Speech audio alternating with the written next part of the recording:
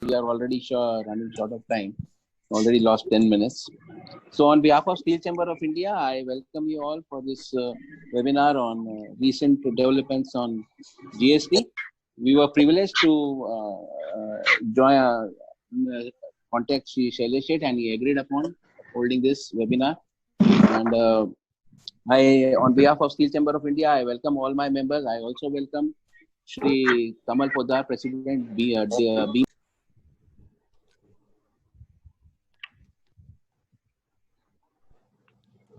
Good evening to all. Yeah. So, recent developments in GST. As a matter of fact, one would wonder, where is the scope for any developments under GST when we are practically under the lockdown since more than 2.5 months, and which is almost continuing with some relaxation even from tomorrow.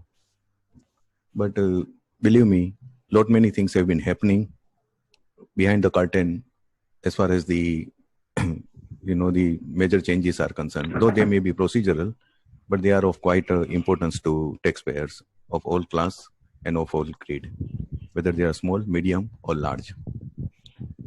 The series of notifications were issued on 3rd April post announcement of the first relief package by the Finance Minister on 24th March. I'll cover those notifications, followed by a few more notifications on 5th May, again on 14th May. So these are certain notifications which will be of day-to-day importance from the procedural compliance perspective and the discharge of liability perspective, interest liability, late fee liability, all these major extensions and the scope and implications of those extensions we will cover. Today, as we have decided, I would also try to throw some light on the controversy surrounding the director's remuneration and whether the reverse charge GST liability under reverse charge arises for the company or not in view of the recent few advance authority rulings. The few other aspects which I intend to cover today will be relating to some latest amendment in relation to the formula for refund of the under export under bond, the refund of input tax credit, for which the formula has been quietly changed. Then again, some restrictions which have come into play on account of the non-receipt of export proceeds within time for the exporters of the goods. So these are all the amendments, including I will also try to deal with certain amendments on account of the interest controversy, Trans 1 controversy, the recent brand equity judgments. So in a way, we have a lot to cover, and I'll try to cover in keeping the time aspect and time constraints in mind. Friends, the pandemic which has gripped the entire world, including our nation, though we have been fighting very well with as a national mitigation strategy, and lockdown can be treated as a national mitigation strategy. So far, it appears on surface that it has worked well, but the way the pandemic is still spreading is a grip over the globe with 60 lakh people affected, practically 1 lakh getting added every month, every day. So it is the respite does not appear to be in sign. So in these times, precautions and the prayers could only be our saviors, as I would say. So amidst this, obviously the businesses have been suffering a lot, and there are the worries about the very survival, not only by the SME sector but also by the large players also, who are now finding going very, very difficult, if at all they are going anywhere. And when all this will end, when the economic activities will start, that is the major question on the the minds of everybody, which is troubling them. And it is not going to be easy. We know that it's not going to be easy. Yes, there is always a light at the end of the tunnel, dark tunnel. But we may have to be prepared for a very tough battle ahead. Because even if the lockdown is lifted, overnight the moments are not going to start. Productions are not going to start, with the migrant laborers issue being really bothering everybody. And if the supplier is in the green zone, but the buyer is in the red zone, then again there are going to be problems. So there are it will take some time for the economic activities to normalize even after the lockdown is lifted. So as I see that, the extensions which are granted, which we will be discussing in few minutes, probably all these extensions, just like the moratorium which has been extended by the RBI for another 3 months, probably this whole year we may have to live with this type of procedural relaxations one way or another, as I see that. The statutory compliances as well as the regulatory compliances. With this background in mind, let us see the first relief package. The first relief package announced by the Finance Minister on 24th March covered host of the issues. But if now we know very well, they were mainly reliefs or relaxations in the matter of the regulatory or the procedural statutory compliances. There was no any financial or economic package into that first relief package. It was only the regulatory compliance. Hemant, this is getting recorded, right? Yes, it is getting recorded. Yeah, fine. Thank you. Now, so on 24th March, the Finance Minister also announced certain GST-related extension of the due dates which were falling due either on the monthly basis, on quarterly basis for various types of taxpayers and various types of GST returns. And the announcement also took into account the payment of late fee and the payment of interest on account of the late filing of the returns or the extended date of returns, plus the late discharge of the liability. I'll take one by one on this. The first one, let us see the GSTR1, which is an outward supply return, which is required to be filed by all the taxpayers who are registered and making the outward supplies. This GSTR1 for March 20 to May 20, and mark my words, it is for March 20 to May 20, not for February. So March return ordinarily will become due on 10th of April, and April will be on 10th May, May will be on 10th June. So this March, I think someone's audio is on. Yeah, I think it will be okay now.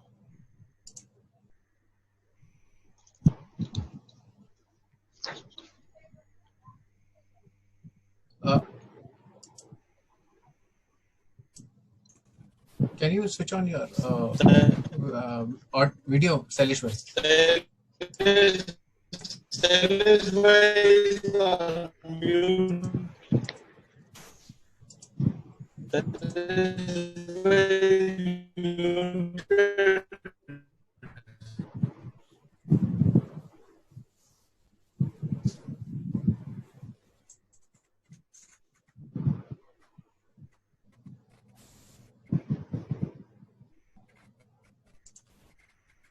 Hello. Hi, Salish bhai. Yeah, I cannot because it says you cannot start your video because the host has stopped it. No. I think you got logged out by mistake. So you start your video. Yeah. Okay. Fine. Hello. So the GSTR1 for the period from March 20 to May 20. And May 20 will fall due on, which would have otherwise fall due on 10th of June, or for the quarter ending March 20, there is a waiver of late fee. There is an extension of time limit up to 30th June, but this 30th June extension has been granted and depending upon the different taxpayers. And finally, what has been provided is, if it is sorry. Yes. Hello. Somebody's speaking something. No, go on. There's nobody else. Right. Okay. So the important thing is, it is what been provided is from March to May, and even for the quarter ending March, GSTR1 can be filed up to 30th June, and if it is filed on or before 30th June, there is a complete waiver of the late fee for all the taxpayers. Here, what should be kept in mind is there is no extension of due date. The waiver of late fee is actually provided if the return is filed on or before 30th June.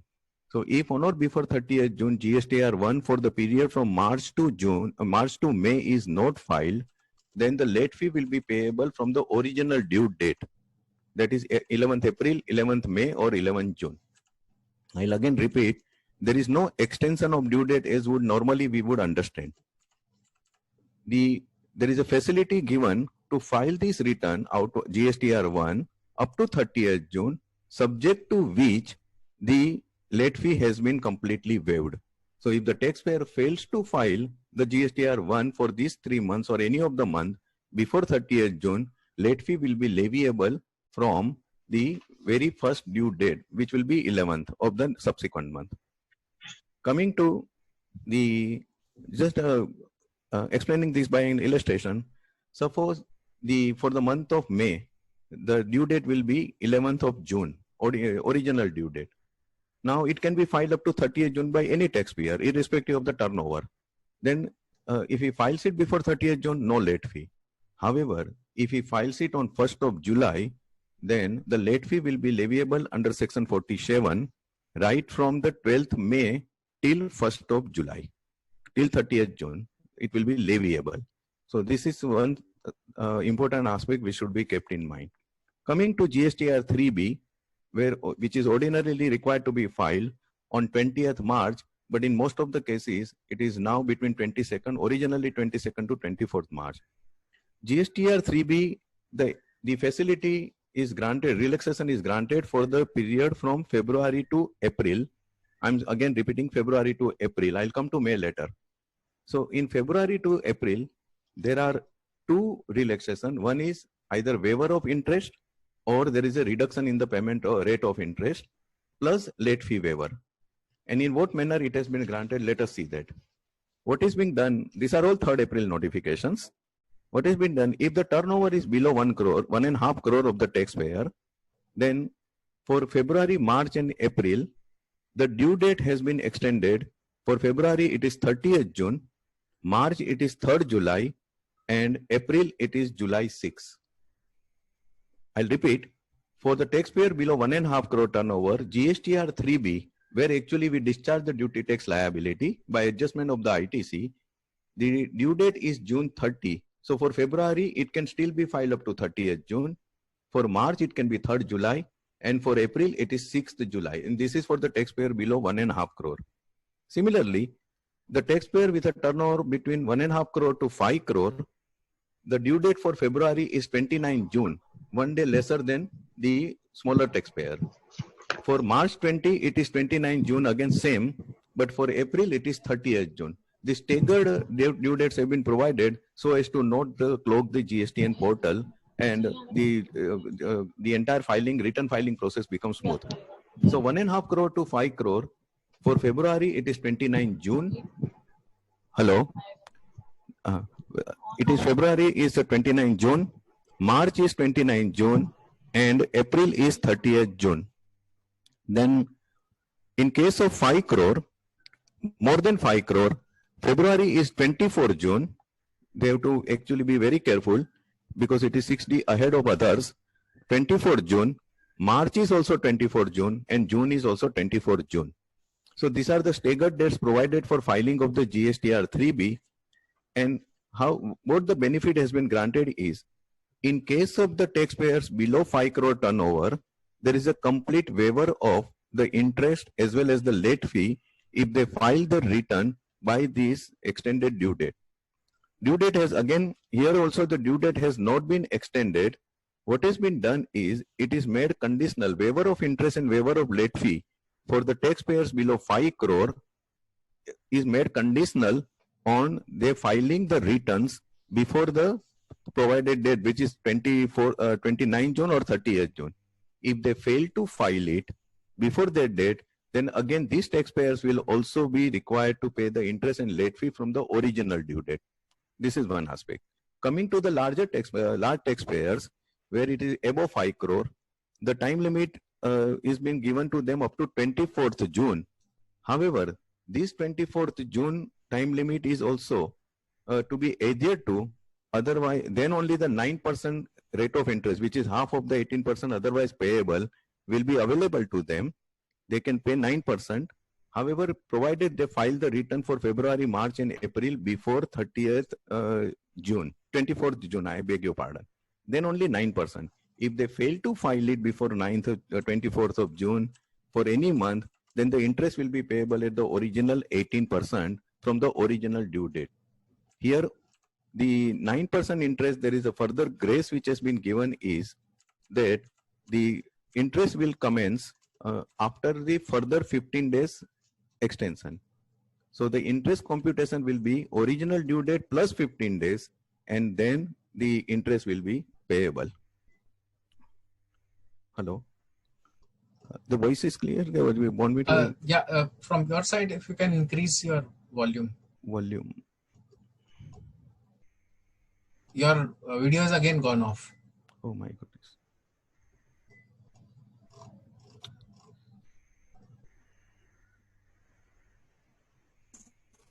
Harish भाई, Yeah, okay. Harish भाई, हाँ जी.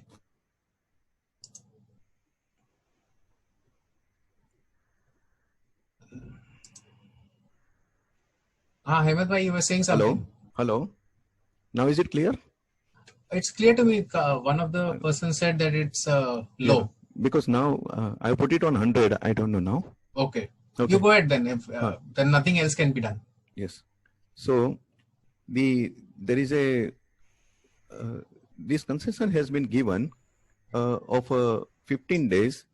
The additional grace period which has been given in case of the return, which are to be filed for February, March, and April for the large taxpayers who are in any case saddled with the liability of 9% interest, not complete waiver. Two aspects do arise, that the pandemic and the lockdown and the virtual hold to the economic activities has affected not only the small and medium enterprises, even the large enterprises very badly. One would really wonder, then where is really the justification for even charging them the 9% interest? Why, if they are able to file it within the period of whatever extension is given, why the entire interest liability could not have been waived? One would always wonder. But anyway, these are all conditional. We have to keep the new due date in mind. Before that date, if it is not filed, then the interest and late fee liability will start from the original due date, plus that 15 days grace in case of the large taxpayers. Coming to the month of May, GSTR 3B, I covered February, March, and April. For the month of May, what has been provided is that there is an extension of due date up to 27 July for the more than 5 crore, extension of due date. 12th July, 27 June is for the more than 5 crore. Less than 5 crore is the 12th July. And there are other classes for which it is also, because some states have been divided. Some states it is 12th July and some state it is 14th July. Like Maharashtra, it is 12th July, below 5 crore. Above 5 crore, it is 27th June. And here there is an extension of date. So by up to that time, if it is filed, then there is a complete waiver of the late fee and the interest. There is no question of, because this is a new extended date. So by that time, if it is filed, then, and if it is not filed before that date, then the interest will start after the expiry of the new date. So suppose above 5 crore, a taxpayer has not filed for the month of May before 27th June, then his liability to interest and late fee will start from 28th June and not from the original due date. This is one important difference between the returns for the previous months, where the late fee waiver and interest waiver or reduction in interest is based upon whether the taxpayer is filing the return before the new due date or not. Whereas here, there is a direct extension of the due date, and therefore the interest liability will start after the due date, new due date is expired and the return is not filed.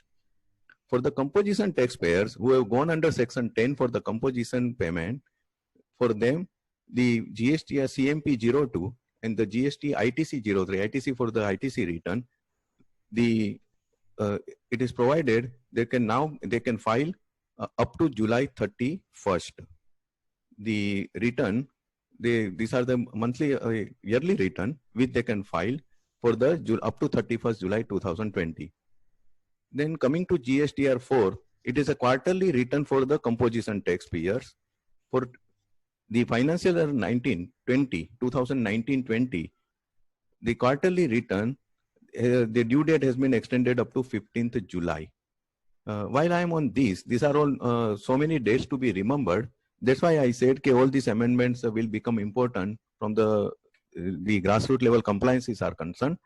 Hemant bhai, I'll just only make a mention that my detailed article where I explained all this extension and the meaning and scope and implications of all these extensions, I will also forward it, which can be then forwarded to the members and participants separately as per the convenience. Yeah, and I would also like to add, because you have given me a time to talk. Anybody who will be having some personal questions, you will be able to do one-to-one after this meeting is over, and they will contact you. So all personal questions will not be entered. Please make it a point here. Okay. Coming to, there is another GST composition dealer taxpayer. There is a CMP 08, which is a special statement cum chalan for the self-assessed tax to be filed by this dealer for the period ending March. Again, for the quarter ending March, the CMP 08, which is a self-assessed the statement cum chalan, that is, the due date has now been extended up to 7th of July. Then there are some extension of GSTR 5 and 5A, GSTR 6, GSTR 7, GSTR 8. This all covers the casual taxable person or non-resident or the ISD or the TDS and TCS. So I'm not going into the details of this. What is important is the other amendments is in all these cases, while we are on this, there was a side development, very interesting development. On 23rd March 2020, 22nd March, practically we had a curfew. 24th March was the date on which the first relief package was announced. 24th March night, the lockdown actually commenced in the right earnest national lockdown. In between on 23rd March, that is on Monday, it was Monday, we had a curfew on Janta curfew on 22nd. Supreme Court took a suo motu note of the problems and issues which are arising on account of the pandemic and virtual hold to all the activities, and people were not being able to come to the court or file the appeal, writ petition, application, appeal before various courts and tribunal and other authorities within the statutory time limit. Supreme Court took the suo motu note of this matter, and they have passed an order which is still in force. On 23rd March, Supreme Court passed an order, and they have said that from any limitation period which is expiring between 15th March 2020 and till further orders will stand automatically extended. So if I have to file an appeal before the Supreme Court against a tribunal order or say against the High Court order for which my time limit was expiring after 15th of March, then it stood automatically extended till further orders by the Supreme Court. So once the suppose lockdown is actually lifted and Supreme Court issues the further directions and the things normalize, I will be able to file that appeal. And the order is very categorical, notwithstanding anything, any limitation period provided in the general law or in the special law. So under GST Act or even under Income Tax Act or even under erstwhile Central Excise Act or Finance Act governing the Service Tax or Customs Act, if anything, or even for the VAT purpose, any ongoing proceeding, if any statutory time limit before any authority, not only before the Supreme Court, any authority, tribunal, appellate authority, court authority, any, the Supreme Court has given a suo motu extension to everybody. And the period stands extended. This may be kept in mind. And I will also deal with the very recent judgment of the Hyderabad High Court. In this Walchand Nagar Industries Limited, on 4th May, the Hyderabad High Court has held that this extension granted by the Supreme Court by their common order in respect of all the statutory limitation period will apply to the SSB, quasi judicial authorities also. In Walchand Nagar Industries, the VAT authorities the officer had proceeded with the VAT assessment even during lockdown, and he had passed the order, despite the party being not in a position to actually here, because you know that for the VAT there are limitation period of 3 years to complete the assessment. So he had proceeded with that. There were some couple of other issues. I'm not going into that. High Court took the note. The party approached the High Court. And High Court quoted this Supreme Court direction also and made it very clear that this order of the Supreme Court, whereby the suo motu extension have been granted of all the limitation period for before any authority, would equally apply to the quasi-judicial authority. Since this applies to quasi-judicial authorities, in other words, if in the Maharashtra, if a VAT officer or even the central excise or service tax officer is actually hell-bent upon undertaking the assessment during the lockdown period where the party is not in a position to participate, then this order, actually Supreme Court order, will be applicable to him also. And this is what the Hyderabad High Court said recently on the 4th May judgment of the Walchand Nagar Industries. Coming to another extension was relating to the e-way bill. The e-way bill, which is actually a document compulsorily required for the supply of the movement of the goods from one place to another place, subject to whatever exemption is given. In this case also, the first extension came by notification number 3520. The 3520 notification, interestingly, central tax under GST, has been issued under the newly inserted section 168A. There is a taxation and other laws, relaxation of provisions, ordinance 2020. This ordinance was passed on 23rd March 2020, and in this, effective from 31st March 20, by which certain provisions of income tax were amended. This entire ordinance is in keeping with the relief package, procedural relief package announced by the finance minister. Let me be please bear it in mind. This entire ordinance was issued incorporating the various relaxations granted by the finance minister on 24th March in the matter of compliance under Income Tax Act, Wealth Tax Act, Excise and others, and also GST.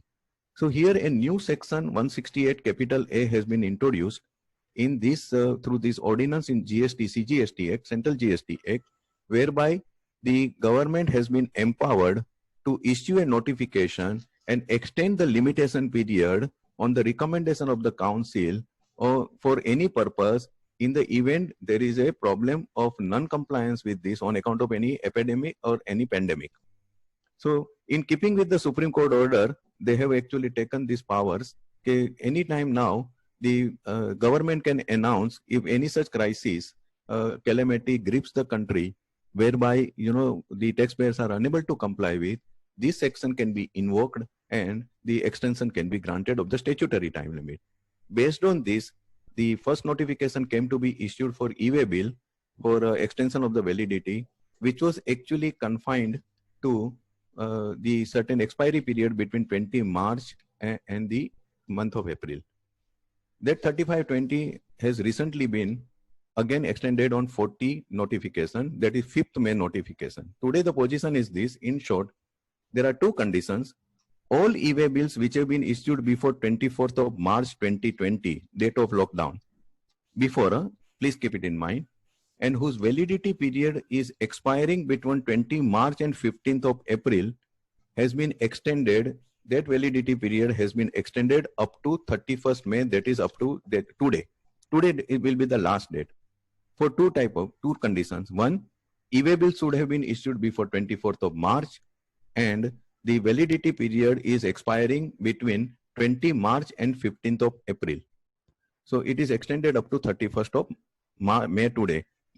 I had some talk on this, and it is now confirmed. Mostly today or tomorrow the notification ought to be out, whereby this extension is being now further provided up to 30th June. So e-way bill which have been issued before 24th March and whose validity is expiring maybe hopefully after 20 March without any cutoff date. After 20 March, if the expiry validity is expiring, the extension will be deemed to have been extended up to, the validity is deemed to have been extended up to 30th of June. The only problem is this benefit will be available only in respect of the e-way bill issued before 24th of March. I have not understood the logic behind this, because the problem started after 24th of March. In between, some essential goods and some goods delivery must have taken place. There are many consignments which might have been issued during that period, which might have got stuck up. In all these cases, where the e-way bill is issued after 24th of March, but the material has not gone to the consignee, has not reached the consignee within the period prescribed. E-way bill has a specific validity period, 100 kilometer, 200 kilometer, like based upon the distance. If it is not, these are not covered by this extension of the validity period. So if after 24th March, any e-way bill has been issued by the taxpayer and the material has not reached the consignee or the destination within the validity period, as of now, there appears to be no relaxation, no facility available for the extension of that. Rule 138 sub-rule 10 empowers the commissioner to extend the validity, but that also on the recommendation of the council. And here commissioner means jurisdictional commissioner. And one has to approach that jurisdictional commissioner within 8 hours of the expiry of the e-way bill. And that is also in respect of the specified goods. So there are conditions and conditions for the extension of the e-way bill extension, even otherwise also. There are many conditions are there. That being the case, all the e-way bill which are issued after 24th of March 2020, whose validity period has expired, they appear to be right now in limbo. They appear to be in the no man's land because there is no statutory provision providing for the extension. Normally, what I suggest is, in such cases, instead of getting into this extension controversy, it is better to prepare a fresh delivery challan. During lockdown, nothing could be done in any case by the taxpayer. It is better to prepare a fresh delivery challan with a fresh e-way bill. No need to cancel the original invoice, and one can even make a mention on the delivery challan and otherwise that these fresh delivery challan issued on account of the lockdown and the non-availability of the extension on the original e-way bill. With that, it can be done. Otherwise, so fresh e-way bill can be generated. In these type of cases, this I am talking about the e-way bill generated after 24th of March. Before 24th of March, any e-way bill generated whose validity has expired or is expiring after 20 March, these 4 days they have actually given because the country came to hold more or less on 20 March. So there the validity is being probably getting extended right up to 30th of June. The next important amendment is relating to the GST, so-called GST audit.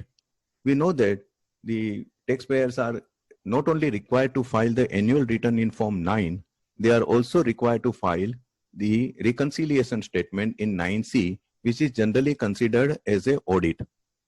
Now, after the last amendment a few months back, there are 3 types of taxpayers who have been categorized for the purpose of this requirement. Up to 2 crore, the taxpayer with a turnover up to 2 crore, for them, filing of annual return 9 has been made optional. Let me clarify, as you must be all knowing, that reconciliation statement 9C, or which is normally connected with the GST audit, that in any case is required to be filed by the taxpayer with a turnover of 2 crore, not below 2 crore. So 9C is not required for below 2 crore. However, this annual return is compulsory for 18-19. It has been made compulsory. I am talking about FY 18-19, for which otherwise the due date were falling in October. So their annual return has been extended. It has been made completely optional. So below 2 crore, the taxpayer may or may not file annual return 9. Between 2 crore and 5 crore, the annual return is mandatory, but 9C is not required to be filed, because 9C has now been made compulsory few months back only for those taxpayers whose turnover is above 5 crore. Original turnover was 2 crore, which has now been made compulsory above 5 crore. So below 2 crore, the facility is optional. Between 2 crore and 5 crore, annual return 9 is compulsory for 18-19, and above 5 crore, both 9 and 9C both are compulsory for 18-19. Originally, the date had been already extended up to 30th June. Now, on 5th May notification, this date has now been further extended up to 30th September. So, a taxpayer below 2 crore who opts to file, though otherwise not required to, but who opts to file the 9, that is annual return, he can file it up to 30th September. Between 2 crore and 5 crore, it is mandatory, no option available. He can also file annual return before 30th September, and above 5 crore, the audit and the 9C and annual return 9, these both are mandatory, but they can also file it up to 30th of September. The only one observation that those who are below 2 crore, whether they should really opt for the the exemption from filing 9 or not, there could be the views and views on this. I would only say that a taxpayer need not really get worried or they should not get under that apprehension, which normally they would be actually, a fear psychosis would be generated in the mind of the taxpayer that if you do not file the annual return, then there will be an audit and the department will actually take out lot many queries and all. Friends, the so-called audit, there is nothing like GST audit. There is absolutely no separate audit prescribed as such. Reconciliation statement in 9C is not an audit at all, as we nearly understand. Under Companies Act and Income Tax Act, whatever we are actually doing, the Form 26 AS and all, this audit is actually a misnomer, and that is being actually in circulation right from the 3 years. But there is no separate audit protocol prescribed, no procedure prescribed, no form prescribed. Reconciliation is also not an audit form.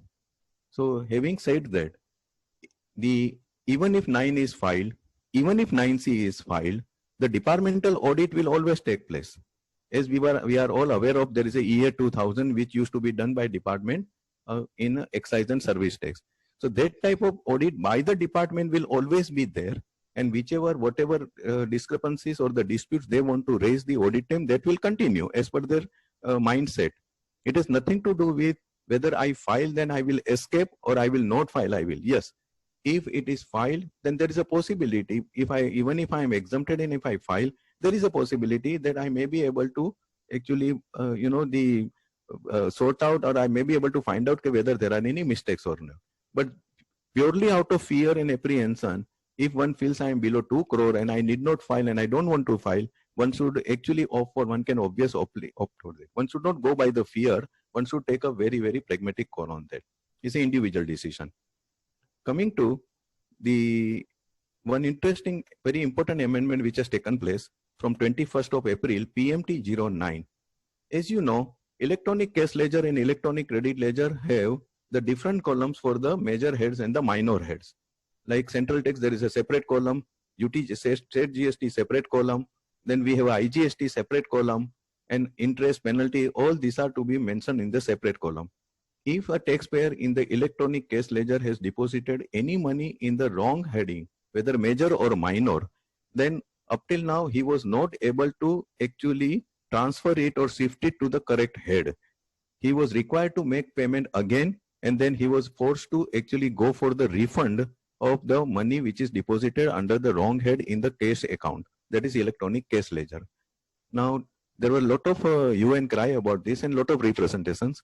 Finally, the rule 87 was amended, sub-rule 13 was introduced. I'm not going into the legal part of this, whether the rule, I have written on detail onto this, but this is a beneficial piece of legislation.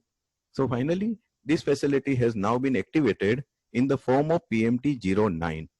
PMT 09 is simply a sort of a one-page challan, and on that, it has become effective. It is operationalized on GSTN portal from 21st of April, and wherever any money which has been cash, which has been deposited under the wrong head in electronic cash ledger, which has not already been debited by the authorities against any payment. I mean, if it has not been debited, it is still lying in the wrong head, then it can now be shifted from, on the basis of this PMT 9 challan, from one wrong head to right head, whether it is major to minor. So from central GST, you can shift it to IGST.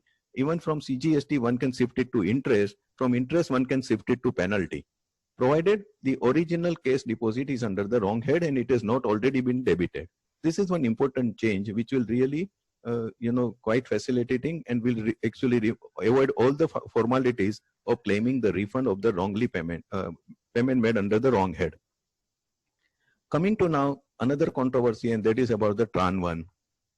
The friends, in the Tran 1, as you see, what has happened was on 30th June, the taxpayers who were under the excise and the service tax, they were required to file ER1 return and the ST3 return, either monthly or quarterly, depending upon the class of the taxpayers. And on 1st July, GST came to be introduced. So transitional provision was made. That transitional provisions are in the form of section 140. It contains a detailed transitional provisions. Under section 40 subsection 1, it is provided that whatever credit, that is Senvet credit, which is lying as a closing balance in ER1 or ST3 on 30th June can be transferred in the manner provided to ITC account under GST. That was the sole and the substance, and that was the objective. The formalities for doing so were actually prescribed under Rule 117 of the CGST rules. Now, CGST section itself did not provide any time limit. Okay, within which time limit I have to file the Tran 1. But Rule 117, Rule 1, originally provided the time limit of 90 days. So all the taxpayers who wanted to transit this credit from Senvet credit from their earlier return to the GST regime were required to file the Tran 1 within 90 days from 1st of July 2020. This, however, due to a lot of technical glitches, GST in portal, we are all aware of that. We have been we were victims of that. It will no need any elaboration on that. This time limit had to be extended by the government from time to time, and it finally stood extended up to 27 December 2017, because beyond 31st December, the statute section did not empower the extension. The rule did not empower the extension beyond 31st of December. So it was extended only up to 27 December 17. However, the problems persisted, and many, hundreds and hundreds of taxpayers have not been able to file the Tran 1, though there is a legitimate claim to their Senvet credit. Everything, there is nothing missing here. Everything is as per the law. They have filed ER1, they have filed the ST3 also. In few cases, even the amount also has been wrongly mentioned in ER1 or ST3, and in some cases, the very taking of the Senvet credit could have been missed by the taxpayer. I'll come to that cases also. I will explain to that what could be the problem. Now, all these cases where the taxpayers who were not able to file it even beyond 27 December, they were actually left with no option but to approach the court, because GST in portal stopped accepting the declaration. And this became a huge matter of controversy. In majority of the cases, apart from the technical glitches on account of the GST in portal, for which the taxpayers cannot be victimized, they cannot be faulted. The one ground which was taken was that section 141 did not provide any time limit. Therefore, the rule cannot provide any artificial time limit. And based on that, the validity of the Rule 117 was challenged. In majority of the high courts, they intervened without going into the validity question, whether the rule is ultra vires section 140 or not. They directed the authorities to file, to allow the filing of the return either manually or otherwise, subject to certain safeguards. However, the few notable cases, this controversy persisted. Finally, Delhi High Court actually passed a very stern order, and based upon that, a grievance redressal committee was formulated. And on the basis of grievance redressal committee recommendations, another rule, sub-rule 1A, was introduced under Rule 117. And wherever the technical glitches were proved by the taxpayer, their cases were to be taken up by the commissioner. Taxpayer has to approach the commissioner, and the taxpayer has to approach, and thereafter the case would be referred to the GST Council, and the GST Council will thereafter allow the filing of the return. That was the procedure set, for which the time limit has expired on 31st March 20. I repeat, where the technical glitches could be proved by the taxpayer, he has to make an application to the commissioner, and via jurisdictional commissioner, matter would be referred to the GST Council, and GST Council, based upon individual case facts, after scrutiny, they may allow, they may not have allowed. This time limit also expired on 31st March 2020. Coming back to the original 27 December time limit, the taxpayers in the first two cases arose in Bombay High Court. I'll only refer to. The first case is in case of Bombay High Court for JCB case, which was again in the context of section 140 subsection 3. Under section 140 subsection 3, the originally weight registered dealer who were not registered in excise were allowed to claim the credit ITC of the duty paid by them on the stock lying with them on 30th June, provided the invoices are not the beyond 1 year validity. So 1 year validity was under question. That was a different provision, but that was more or less the ratio applied. So in JCB, Bombay High Court ruled in favor of the revenue, saying that this 1 year time limit is perfectly justified. 1 year time limit for the invoice validity in respect of the erstwhile weight registered dealer simpliciter. High Court, Gujarat High Court, in the same case, in the same matter, Philco Trade Center, Gujarat High Court took a very opposite view and said that this 1 year validity period attached to the invoices for the otherwise weight registered dealers or other dealers who are not under excise, it is unconstitutional. There is no logic behind it. So they ruled in favor of the SSC. That matter is in the Supreme Court. A very latest order in past, in the month of March in the Nelcos case by Bombay High Court, there the virus of Rule 117, 90 days time limit or the extended time limit was challenged. High Court has ruled very recently in favor of the revenue and against the company in that case. So they have challenged it. So Nelco has gone in favor of the revenue. That with this time limit. So, yes? Sailesh bhai, can we highlight some points regarding the import-export problems which are existing? Yeah. I'm coming to that. Yeah. This TAN one is a live issue, so I'm just explaining. So I'll be finishing this legal background in 2 minutes. The sum and substance is this. In the Bombay High Court in Nelco case is against the party. Gujarat High Court Willowwood chemical case is in favor of the party. The Siddharth Enterprise Willowwood is also against the party. The very Gujarat High Court in the very recent case of Siddharth Enterprise has ruled in favor of the party. And Punjab Haryana High Court in Adruff case, there are 102 petitions on this ground where the TAN one could not be filed. So they have ruled in favor of the parties, and out of which Edford Technology Supreme Court has dismissed the revenue SLP. And finally, in case of brand equity, the latest judgment which you will all be speaking about.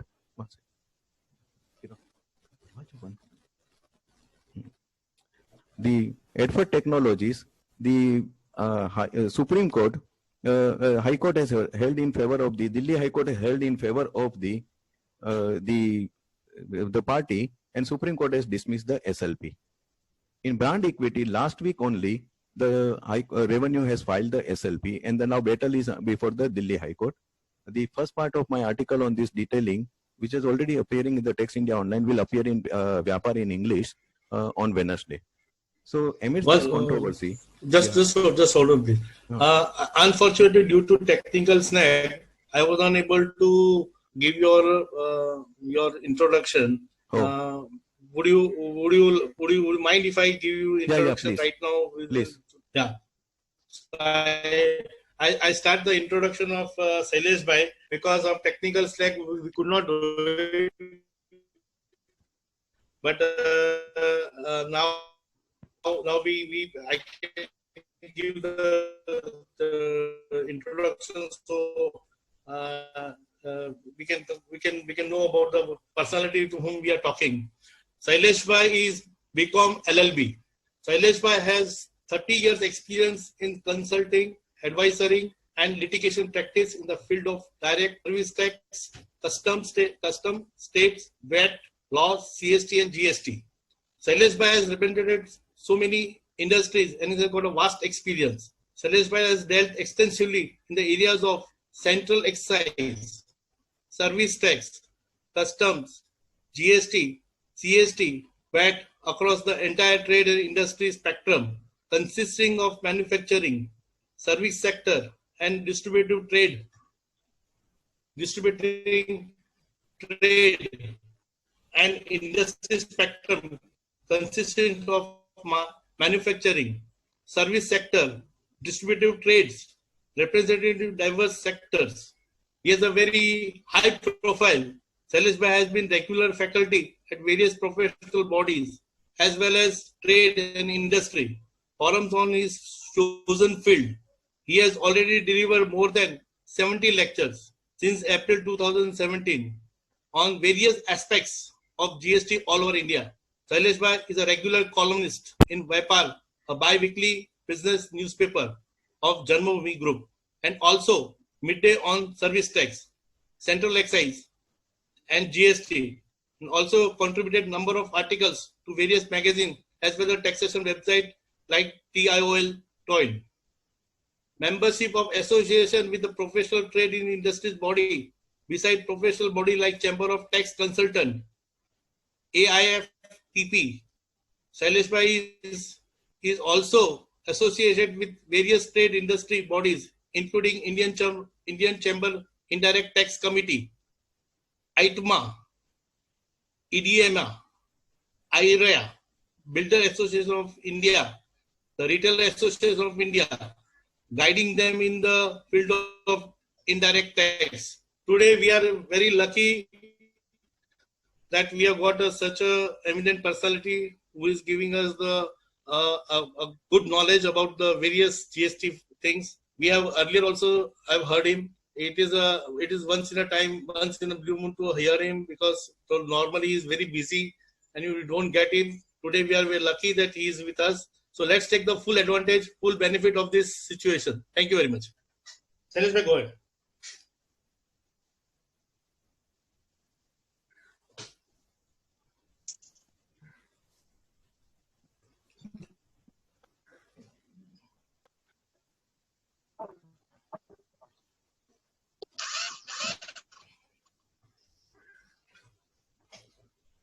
Shailesh Bhai. Hello. Shailesh Hello. Bhai, can you hear me? Yeah, Can go ahead. you? Yeah. So, amidst this controversy, hello. We can hear you. What the government has done is, through the Finance Bill 2020, a retrospective amendment is carried out to Section 140, whereby the lacuna, which was the bone of contention between the revenue and the SSCs, whereby the validity of Rule 117 and the time limit had been challenged, that lacuna has been removed, and it has been given retrospective effect from 1/7/2017. That is the date of introduction of GST. Obviously, this retrospective amendment is going to be now subject matter of the litigation also in this entire case. I have already written my second part on Tax India Online, in which I have already communicated to Sanjay Bhai and Hiten Bhai also, where I have already conveyed my view. This retrospective amendment is invalid and unconstitutional. I'm concluding my third part in a day or two. So amidst this controversy about Tran 1, there are huge amount involved, and the taxpayers who have not been able to file the Tran 1 and are losing out their valid credit, Senvet credit, lying on 30th June. My suggestion would be they should in any case go ahead with the filing with the claim before 30th June, because that is the date given by Delhi High Court, sort of a general direction that all those SSCs who have not been able to file, they should all be given this debit, because they have applied the general limitation period of 3 years.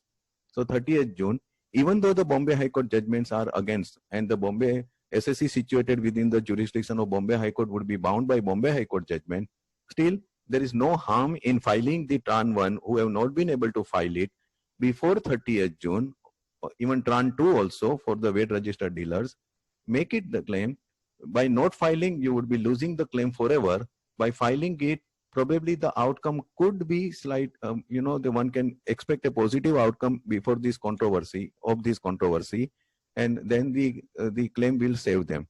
And if it cannot be filed online, it should be filed manually. If the department does not accept manual claim, then it can be actually sent through the speed post with the registered acknowledgement due.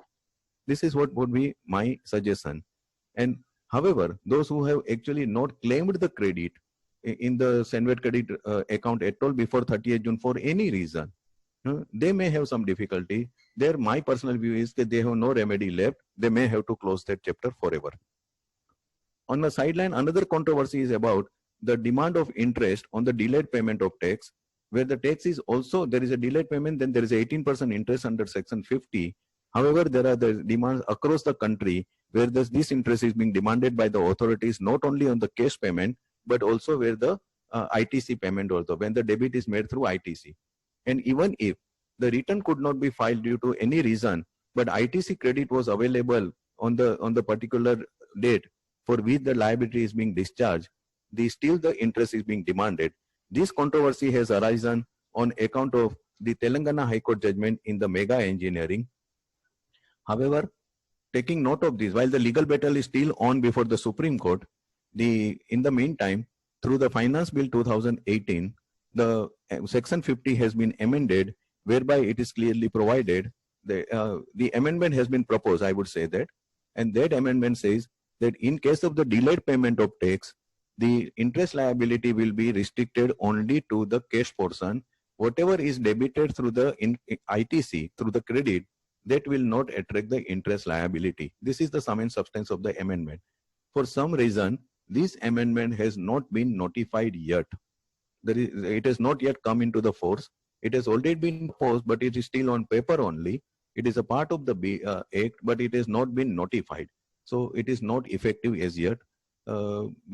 I mean, one reason which is given is that West Bengal and I think it was Maharashtra, there were 2 states who have not been able to carry out the similar amendments through the Legislative Assembly in the State GST Act. And therefore, this is remaining pending. It may be effected at any time in the coming few months. So this is one controversy. However, the question arises, the demands which have been raised across the country and many SSCs, hundreds of SSCs even in Maharashtra and Mumbai also, what happens? Because whether this amendment, if it is not made retrospective, can it be considered as a retrospective? These are the certain questions which would arise. In my opinion, if the amendment is not made retrospective, there is still a case to argue that this amendment should be held to be retrospective, because once the input tax credit is legally earned by the party, it becomes his vested right, and it is a right as held by the Supreme Court. That Supreme Court also has held in the Dayechi Karkaria case in the context of the earlier excise law. And that is a good law even today. And government could not have actually demanded the interest when the ITC is already available to me and I'm simply debiting it, if the debit could not take place. And so here, this is not a new principle or the new provision which is being made. A legal position is now being recognized in the form of statutory provision, which government somehow or other missed out earlier. That being the case, it is a case to argue if this amendment is made as and when, if it is not made retrospective, it can still be considered as a retrospective. And particularly when the fault lies with the GSTN portal and not with the SSC. In the meantime, some writ petitions have already been filed in the Bombay High Court because huge demand have been raised for the interest on the department on the delayed payment of tax, both on the case portion and the ITC portion. And these petitions are also pending in various high courts, including the Bombay High Court. Coming to the SVLDR scheme, Sabka Vishwas Legal Dispute Resolution Scheme, for which the payment was required to be made up before 31st December effectively, that 31st March, that was extended once to 30th June, and now been extended up to that has been extended up to 30th June. And I'm expecting that there could be a further, this is the payment, those who have opted for the Sabka Vishwas scheme, they can, so in that case, it is expected that the further extension will be granted up to 30th September also. In case of taxation and other laws, relaxation of certain, that I have already dealt with. Coming to the one important amendment under section 168A, which I saw it about the extension of the limitation period. In that, there is one notification which has been issued. Under that section, government has also taken the power whereby they can extend the time limit on account of any pandemic which is in the nature of force majeure. Force majeure, it's a very, I mean, in last 2 months, I'm sure all the members of the association and all the association have been one way or another looking into this clause for the first time with a new eyesight, and whether their contract covers, because this is one, since the pandemic has been declared as a disaster, therefore obviously it comes within the scope of the force majeure. That being the case, this has now become the bone of contention. A day before yesterday, Delhi High Court single judge has given a very interesting judgment in the case of Halliburton Offshore versus Vedanta Limited, whereby Vedanta, the client, and there are Ken Oil and there are 3-4 parties who were client of Halliburton, were actually seeking to encase the bank guarantee given by Halliburton because of the non-fulfillment of the contract. And the pandemic was cited, force majeure clause was cited on behalf of Halliburton. However, the Delhi High Court single judge bench has actually ruled in favor of the customers and not in favor of Halliburton by saying that the force majeure clause is an event. That event, definitely COVID-19 is a force majeure event. It is a disaster. However, it cannot be an excuse for the breach of the deadlines before pandemic outbreak. This is very important. The court has said that though the COVID-19 can be a disaster and it can be sufficient to invoke the force majeure per se, however, it cannot be applied if there is a breach of the deadlines or breach of performance before pandemic outbreak. And High Court has very clearly said that force majeure clause and its applicability should be based upon the facts of each and every case. What were the conduct of the parties? What were the terms of the parties? What steps were required to be taken by the parties to comply with the terms? And what are the reasons of the breach? When the breach actually has taken place? All these aspects are required to be taken into account before the force majeure clause can be invoked. In this particular case, the force majeure ground was not allowed to be taken on behalf of the Halliburton. And the principles laid down by the Supreme Court in Energy Watchdog versus Central Electricity Regulatory Commission, 2017 SEC, these principles were extensively followed by the High Court. This is going to be a very interesting judgment, which actually throws light on the force majeure vis-a-vis the current pandemic. Coming to other boiling issue of the director's remuneration, as friends, just like service tax, in case of directors also, the reverse charge has been made applicable, and for services provided by the director, the company is required to discharge the GST liability under reverse charge. The problem arose because of the recent Karnataka Advice Authority ruling in the Claycraft. And in the Claycraft case, they said that director's remuneration, irrespective, without going into the director can be considered as an employee or not, the Karnataka AAR said that this reverse charge is applicable. Similar view was taken by the Rajasthan Advice Authority ruling in Alcon Engineering case. However, on the very Karnataka Advice Authority in Anil Kumar Agarwal on 4th May have said that the executive director, they are the like employee of the company, and therefore the reverse charge will not be applicable. The friends, here I would only say that generally I don't like to cite the Advance Authority ruling because they are between the two parties only. They have no binding effect, may have persuasive effect, but they have no binding effect. Secondly, Advance Authority actually are made by the officers, state level and central level officer of the level of joint commissioners. I continuously been, this is a very, it's a subject by himself for which my actually entire Advance Authority ruling, we Central Bar Association, Central Excise Bar Association, 2 weeks before there was a webinar which I have addressed, Advance Authority ruling, whether we should boycott it, whether we should shun it altogether. And on that, I have expressed my views. That is available on my SPS channel, which is a free channel. On that, kindly. My point is very clear from last 3 years I have been saying this. One should think 100 times before going to the Advance Authority ruling for on any matter. And I can go into that reasons very detailed, but right now I'm not going to add that. I will sum up my reasons which I said in my webinar also, only in one sentence, why we should not go to Advance Authority ruling unless there is an exceptional situation, and that exceptional situation should never allow to come. Why we should not go? Only for the one simple reason that there are better ways of committing suicide. So therefore one should not go.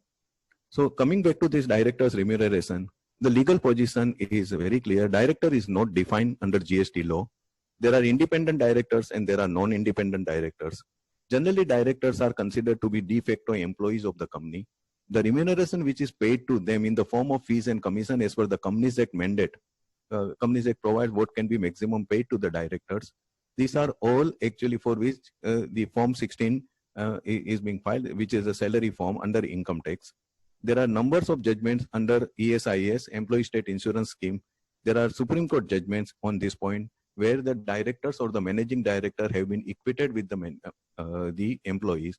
In fact, one of the Scottish case also, Anderson versus James Sutherland, it has been said that managing director always plays the dual role as a director and as an employee. Similar views are also expressed in a tribunal in Mumbai and Supreme Court also, whereby they have said that directors, unless there is a professional director or a non-independent director who are given the fees in the form of sitting fees or professional remuneration, then only the reverse charge will be applicable. Otherwise, reverse charge will not be applicable. Coming to the next aspect is about the recent amendments, 2-3 recent amendments, then I will touch upon certain import-export related amendment. The one amendment is obviously relating to the exports. The export under bond, friends, you are all aware about that under CGST, read with IGST, the zero-rated supply is wholly relieved of the taxation burden, which is based upon the destination-based principle that wherever consumption takes place, the tax liability should arise there. So in exports, taxation consumption takes place out of India, therefore the liability of GST cannot arise. This is a worldwide philosophy behind the destination-based principle. So therefore, and again, when a person is exporting anything, goods or services, he should not be compelled to export the taxes, domestic taxes. So generally exports are sought to be relieved from the domestic tax burden. With this philosophy in mind, this has been actually in the work for decades in every indirect tax law. GST also has the similar philosophy in section 54 of CGST Act for right for refund, and also the on the section 16 of zero rated supply. Zero rated supply, here one should keep the distinction between zero rated supply and exempt supply in mind. Zero rated supply are basically exports, including the supplies to SEZ unit or SEZ developer, where the tax liability is not attracted on the final supply, but still the benefit of input tax credit is available. Whereas exempt supply is that supply which is exempted under a notification or which is a nil rated supply where the input tax credit benefit itself is not available. This is the clear distinction between the two, which should be always kept in mind. Now, which are the type of exports recognized under zero rated supply? The exports of goods or services to a place outside India, as well as the supplies to the SEZ unit or SEZ developer. These three types of exports have been given two options to the exporter. One, he can make the export on payment of tax under section 16 of IGST Act, or he can make the exports without payment of tax under bond or LUT under very section 16. Even to SEZ also, it can be made with payment of tax or without payment of tax under bond. And when it is a with payment of tax, the refund of IGST will be governed by the section 54 read with rule 96. And in case of export under bond, the accumulated or unutilized input tax credit refund will be governed by section 54.3 read with rule 89.1. Section 54.3 also provides for the refund in case of the accumulation of the credit on account of inverted tax structure, where the tax payable on the final activity is lesser than the tax payable on the input or input services, on the input.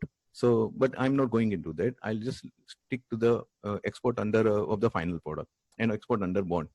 Now, for export under bond, when the credit could not be utilized and which is sought to be claimed as a refund, one exporter taxpayer has to go through the formula of Rule 89.4. In Rule 89.4, effective from 23rd March 2020, a very significant change has been brought out by changing the value of the denominator, the numerator, the turnover, that has been completely changed, and the effect of the value of the export goods, and what has been provided is that it should be 1.5 times of the the value as declared, not more than 1.5 times, or actual value, whichever is lesser. So if the value is declared at say 200 rupees, the 1.5 times of the like goods or similar goods, this is what the price is reduced.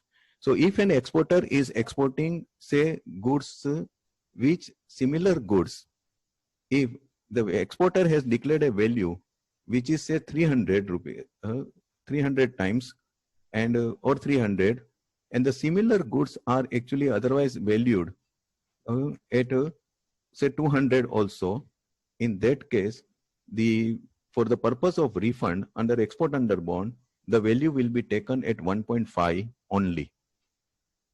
And this is a very serious change because it artificially restricts the consideration of the value for the goods exported under bond so as to restrict the claim of the refund for the unutilized credit. And here only the numerator has been changed. The total value, the total turnover has not been, denominator has not been changed. Once the numerator is changed, but the total turnover value is not changed, it means automatically there will be a curtailment of the refund claim. This is a serious change, and this change has been brought out presumably because of the some cases which have come out where there is a very exaggerated value or the overvaluation of the export by some black sheeps in the industry. But this will put the genuine taxpayers who are able to command a very good price in the export market. Normally export prices are higher than the domestic market. Plus export prices are always loaded with lot of other expenses. Still the goods are loaded on the vessel or the aircraft. These are all the factors which normally results into the higher export prices. They will stand to lose because artificially the value will be now restricted. This is, in my opinion, a completely legislative competence is under serious challenge. Section does not provide for any such artificial restriction of the value.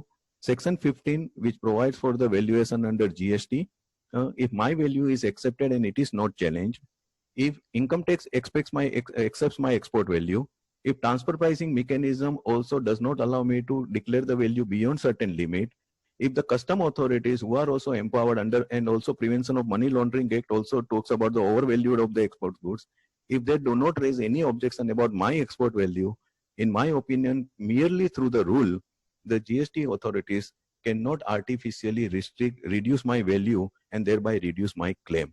So this is on 23rd March. There are also issues about what happens to the claim which are filed before 23rd March, but which are actually still pending. And there is going to be, and the legislative competence validity of this rule is under serious challenge and does not make any, it defies the complete commercial logic also. Government is not expected to